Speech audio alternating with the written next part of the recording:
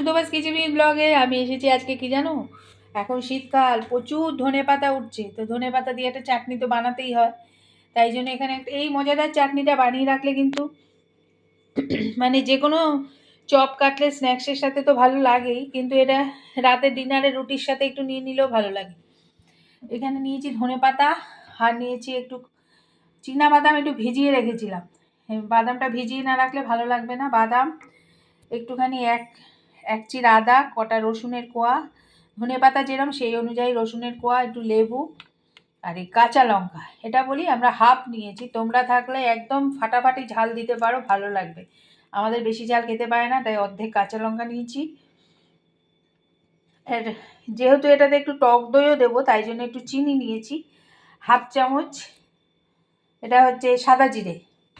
আর এখানে একটুখানি সর্ষে দেখতে পাচ্ছ, সর্ষে আর এই যে কারি পাতা। এটা বানিয়ে এমনি খেয়ে নিলেও হয়, কিন্তু আমি এটাতে একটুখানি তড়কা লাগাবো, তড়কা সর্ষে আর কারি পাতা দিয়ে। আর এখানে নিয়েছি টক দই। তো চলো, এখানে মিক্সি বাটি দেখতে পাচ্ছ। এখন আমি এটাকে আগে একটুখানি পেস্ট করে নিই সব দিয়ে। এই বাটিটার মধ্যেই দিয়ে দেবো ধনে পাতাটা, কাঁচা লঙ্কা, আদা, রসুন,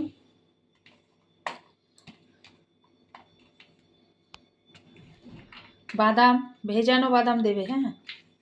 আর এটাতে কিন্তু চীনা বাদামই ভালো লাগবে, কাজু বাদাম ভালো লাগবে না। জিরে, চিনি, টক দই দিলাম,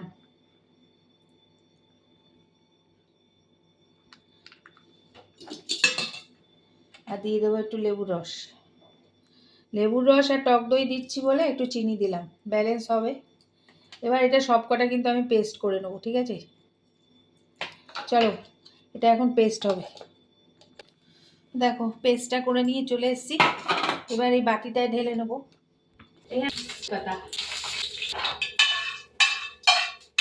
এবার এটা